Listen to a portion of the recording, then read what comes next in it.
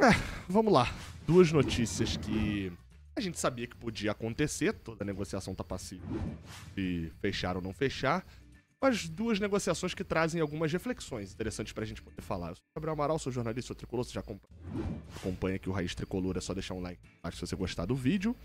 E se você não acompanha, tá conhecendo agora, não é inscrito ainda, venha se juntar aos outros 253.052 que já se inscreveram aqui no Raiz Tricolor. Aperta o botãozinho de se inscrever aqui embaixo.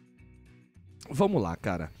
É um dia interessante de notícias, que eu não vou delimitar aqui se são notícias boas ou ruins, porque a gente nunca se sabe o que é algo bom, o que é livramento, enfim.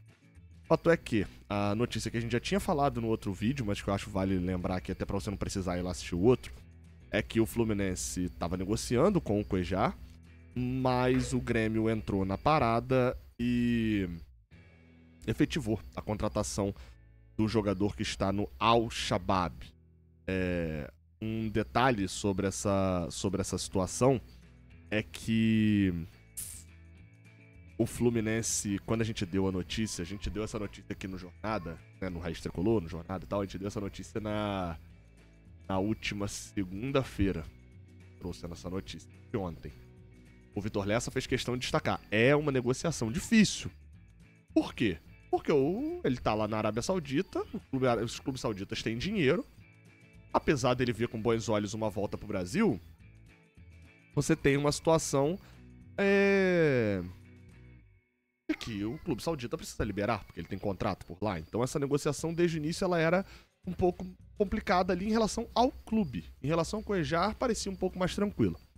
A matéria do GE, do Rafael Zarco e do Eduardo Moura, que diz que finalizou a parada, não é que é empréstimo, não é que ele tá sendo comprado, não é que o Grêmio tá pagando. Diz aqui na matéria que o jogador negocia a rescisão de contrato, mas só chega pra janela do meio do ano. Ou seja, o Cuejá só tá vindo no meio do ano. E aí isso suscita pra mim duas dúvidas. Que é, primeiro, o Al-Shabaab, que pagou pouco mais de 1 milhão de euros só nele, provavelmente está negociando porque não vejo desempenho no Cuejá? Acho pouco provável. O jogador era titular lá, foi titular várias vezes, acho que não é essa a questão. O jogador, por que eles estão liberando o Cuejá de graça, negociando uma rescisão de contrato? Talvez vontade do jogador. Talvez o jogador não está sendo tudo o que eles esperavam, apesar de ser titular. Talvez está sendo pago uma compensação ali de contrato. A gente não tem a certeza. Fato é que eles estão conseguindo uma rescisão de contrato, que era a forma como o Fluminense tentava. Só que nas apurações nossas, o que a gente percebia era que a gente ouvia, era que o Fluminense convenceu o jogador a vir pro Fluminense, acertou com ele, e estava contando com ele para poder fazer esse convencimento ao Al-Shabaab, ao clube.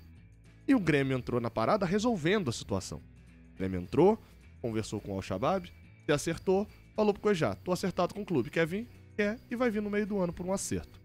A gente não sabe se essa condição foi oferecida ao Fluminense e o Fluminense de repente não quis. Falou, olha, esse custo que eu tenho aqui é pra trazer um volante pra ser titular nos primeiros 6 meses. Eu não vou trazer esse volante pra ser titular só no meio do ano. Eu quero esse volante pro Super Mundial, quero esse volante pra Copa Sul-Americana. Talvez isso também tenha acontecido. A gente não sabe, a gente não tem 100% dos bastidores dessa negociação.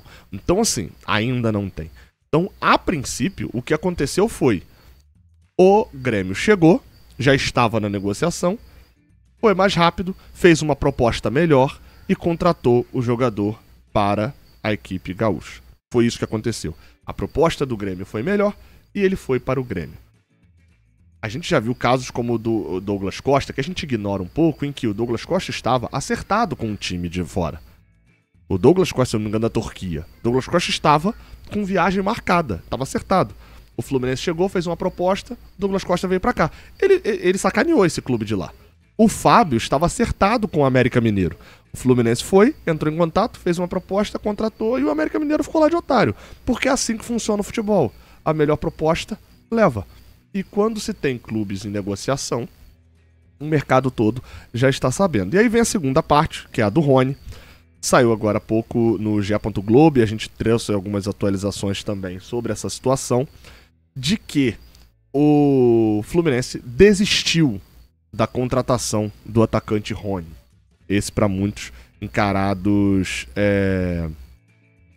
como uma negociação boa, né? O fato da gente não ter contratado. O Fluminense fez uma nova oferta, essa nova oferta foi recusada. E aí, por isso, o clube decidiu encerrar as conversas. Essa notícia saiu logo depois da situação do Cuéllar, do Fluminense ter perdido o Cuéllar. O que a gente apurou, tá? De mais detalhes. É que depois que o Fluminense fez uma primeira proposta ao Rony, já tinha o ok do Palmeiras para poder negociar com o jogador, e ouviu do Rony um não, porque ele queria uma proposta melhor. O Fluminense foi, então, e falou, olha, tá aqui uma proposta aumentando 10%, colocando mais alguns detalhes e tal na proposta.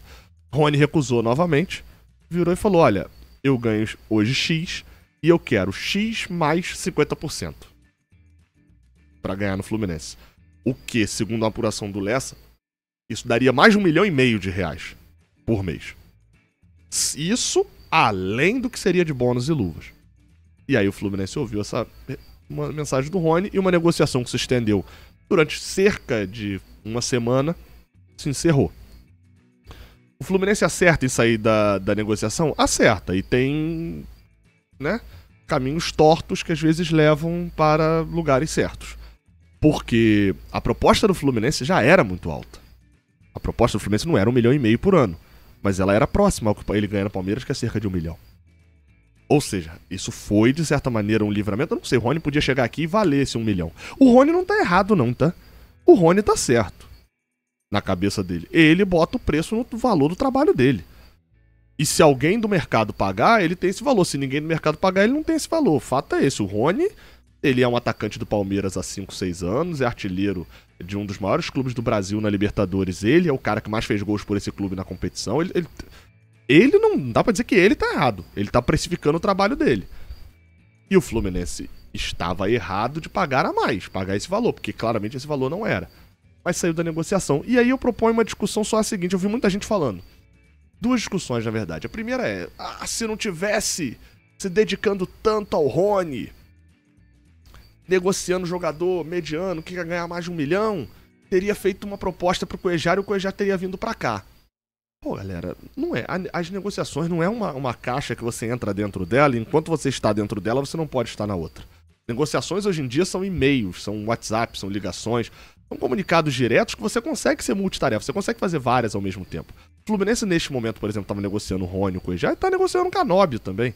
A saída do Isaac, a saída do Terãs pro Peñarol, não é que o fato da negociação do Rony comprometeu a negociação do Cuéllar diretamente. Indiretamente, talvez.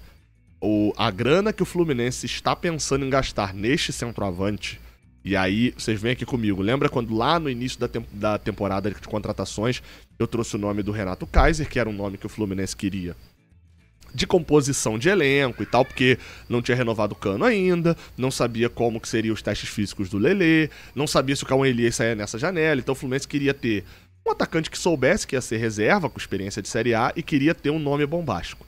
Tentou o Richarlison, se humilhou, passou vergonha, etc. O Richarlison não veio porque o Tottenham já claramente não ia liberar. Tentou o Renato Kaiser, tentou o Tiquinho Soares, tentou alguns outros nomes que não fechou. O nome bombástico, na teoria, não necessariamente era bombástico o Rony como nome, mas era bombástico financeiramente, gente. O cara estava vindo para ter o maior salário do elenco. Então, o Rony era o nome bombástico na teoria. E não vai fechar.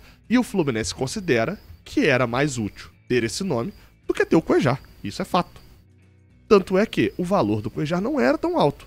E eu tô aqui dizendo que o Fluminense deveria ter feito das tripas coração pelo Cuéllar? Não. Ele tá 5 anos na Arábia, gente. Fez bons jogos quando jogou contra times do Ocidente? Fez.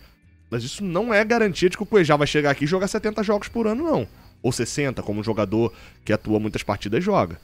A gente não tinha segurança nenhuma de que o Cuéllar era o jogador. A gente vai ter como saber isso pelo Grêmio. Eu até acho que vai dar certo. Eu queria o Cuéllar no Fluminense. Mas não é garantia, segurança, firmeza, certeza de nada. De que ele daria certo a ponto da gente botar 1 milhão na conta dele, por exemplo, todo mês. Não é essa a parada. Então, esse negócio das negociações, uma atrapalhando a outra, eu acho que não existe. Agora, o que também não existe é o seguinte. Eu vi umas 3 pessoas falando sobre... Porque a gente que trouxe a notícia do Cuéllar, né? Falando, aí, ó. Vazaram a notícia do Cuéllar, o Grêmio viu, foi lá e contratou. E aí, isso me lembra muito meia dúzia de maluquinhos que tinha quando eu fazia análise tática. Na época lá da pandemia, eu fazia análise tática aqui no canal, que era bem assim. eu falava alguns padrões que o Fluminense tinha, ó. Sempre tem essa tabela do Samuel Xavier com o Nonato, não sei o quê. E aí vinha meia dúzia. É sempre 2 ou 3 idiotas que vêm falando assim: que isso? Que tricolor é você? Você está entregando os nossos segredos para os adversários. Gente, pelo amor de Deus, vocês acham que clube de futebol é o quê, gente? Vocês acham que o Grêmio é meia dúzia de moleque com espinha na cara mexendo em computador, olhando o canal do Lessa, olhando o Raiz Tricolor e falando: eles querem contratar o Cuejá, vamos atrás? Mercado, gente. As pessoas sabem de tudo. A gente às vezes recebe notícia, já aconteceu, de diretor. Um exemplo que eu já dei aqui algumas vezes. O Matheus Ferraz lesionado. Lembra a lesão do Matheus Ferraz? Que eu dei essa notícia, falei que já 200 vezes, que eles esconderam a notícia. Sabe como que eu descobri aquela notícia? Um diretor de um clube pernambucano, diretor, você falar que eu já falei aqui já uma vez, um diretor do Náutico, entrou em contato com o Fluminense para tentar a contratação do Matheus Ferraz e ouviu que ele estava com problema no joelho e de lá falou com uma outra fonte e essa fonte falou comigo. Mercado, gente. As pessoas sabem das coisas, sabem das contratações. Quer ver um exemplo disso? Que sobre vazar ou não vazar, se influencia ou não influencia. Sabe o que influencia? É dinheiro. Eu comecei esse vídeo falando disso. O Fluminense, no último vídeo eu falei, o Fluminense perdeu o William José pro Bahia, né? O Fluminense negociou, fez proposta, o Bahia também negociou, fez proposta, ele foi pro Bahia e não veio pro Fluminense. Por quê? Porque o William José recebeu a proposta melhor do Bahia. Sabe o que o William José e o Cuejar têm em comum? Nas duas o Fluminense fez a pior proposta. Sabe o que os dois não têm em comum? É que o William José, a gente ficou sabendo hoje, essa proposta já foi feita há quase um mês, tanto que o Fluminense já tá negociando com o Rony. E que a outra, a gente ficou sabendo antes do desenrolar das negociações. O que faz o Fluminense perder jogador é ter a proposta pior. O que faz o Fluminense contratar jogador é ter a proposta melhor. Não é questão de vazamento. É óbvio, quando você consegue uma super condição e você quer se garantir que isso não vai dar problema, você corre e fecha o negócio mais rápido para poder não ter problema. O ideal pro clube é não vazar. O ideal pro clube é que não vaze o negócio. O Hércules não vazou, por exemplo. Foi o negócio ideal pro clube. Só que se você arrasta uma negociação por dias, é inevitável que essa negociação vaze. E se não vazar pelo Jornada, não vazar pelo Raiz Tricolor, pelo canal do Lessa, vai vazar pelo GE, vai vazar pelo Band Esporte, vai vazar pelo Nosso Palestra, vai vazar. Como várias negociações desse período de negociação vazou por outros veículos também. O Verê Casagrande, vários vazaram. Vai vazar. E aí é questão de qual repórter é mais competente para descobrir primeiro. E a diferença também, no caso da gente aqui, de você saber que quando eu dou uma informação de que o Fluminense está tentando coejar, eu já vou trazer a informação falando, olha, o Fluminense tem tanto para poder contratar, o Fluminense tem tantos estrangeiros. Eu vou dar a informação completa. Eu vou saber, por exemplo, que às vezes uma informação é meio furada, porque, ó, não tem como a gente contratar mais estrangeiro, porque tá no limite. Eu vou conseguir trazer um detalhe a mais. Talvez se o outro repórter der a notícia, talvez não vai ser tão detalhado. Mas esse ponto não muda em nada. E, como eu falei, se não quiserem vazar, não vazam. O problema são as negociações que se arrastam por semanas. Por quê? Porque o Fluminense não tem a melhor proposta. E quando o Fluminense não tem uma proposta que agrada o outro lado recusa. Aí volta, aí pede mais, aí volta mais. Aí um monte de gente fica sabendo. E aí, meu amigo, notícia vai sair. A história é essa, a notícia sempre vai sair. E cabe ao clube tentar defender isso da melhor maneira possível. Como que ele faz? Negociando. Rápido, sendo efetivo. E não tentando contratar um jogador que tá pedindo 1,5 milhão e negociando por uma semana achando que ele vai reduzir para menos de 800 mil. Não vai. Aí fica o Fluminense se humilhando no mercado. Tentando buscar um jogador grande sem ser um dos clubes que paga 1 milhão. E detalhe, talvez não era para pagar mais de 1 milhão mesmo não. Eu vi alguns vídeos até de colegas meus aqui de cobertura de Fluminense, de colegas de arquibancada de Fluminense também, e falando, Fluminense precisa... Até com umas expressões meio estranhas, mas o Fluminense precisa contratar esse jogador com esse preço, não sei o que. Por quê? O mercado tá inflacionado hoje, pelos valores de hoje. Porque um monte de gente recebeu dinheiro da Liga. E não vai receber no ano que vem esses adiantamentos. O mercado tá inflacionado hoje por causa do Super Mundial. Ano que vem não tem o dinheiro do Super Mundial. É só em 25, acabou. O mercado tá inflacionado hoje por uma série de fatores que não necessariamente vão estar no ano que vem. E aí a gente fica depois com um contrato absurdo de 2, 3 anos de um dinheiro que a gente só tinha pra pagar no primeiro ano. Então, eu discordo desse pensamento. Eu acho que o Fluminense consegue contratar... Ai, Gabriel, então você quer um Fluminense que você pensa pequeno. Não, o Hércules é pensar pequeno, pegar o que pra mim era o melhor volante do Campeonato Brasileiro, ou tava entre os 2 melhores volantes do Campeonato Brasileiro. É pensar pequeno, pegar esse cara? Não. O Fluminense não conseguiu pegar? Conseguiu fazendo um valor absurdo? Não. Então, peraí. Então eu não tô pensando pequeno. Eu quero contratações mais iguais ao Hércules. Eu não quero contratações que sejam tipo o Rony tava vindo. Então não é pensar pequeno. É pensar como Gastão e pensar como alguém que tem mínimo de prudência. Eu quero o Fluminense daqui a 50 anos. Eu quero o Fluminense daqui a 3 anos jogando Libertadores de novo. Eu não quero o Fluminense daqui a 3 anos igual o Atlético Mineiro. Na merda, desesperado, com protesto, com tudo, e sendo que há 4 anos atrás eles estavam nessa. Gasta e tem que pensar grande. Erraram. Cadê o pensar grande? Vamos jogar aí, igual a gente, sul-americana. Quase ficaram de fora, inclusive. Enfim, tá? Deixa o like aqui embaixo, valeu o desabafo aí por essa questão de negociações, que às vezes é umas coisas que, época de negociações é época que eu falo o que quer, enfim, vira uma loucura. Tamo juntos, tá? Até a próxima. Valeu.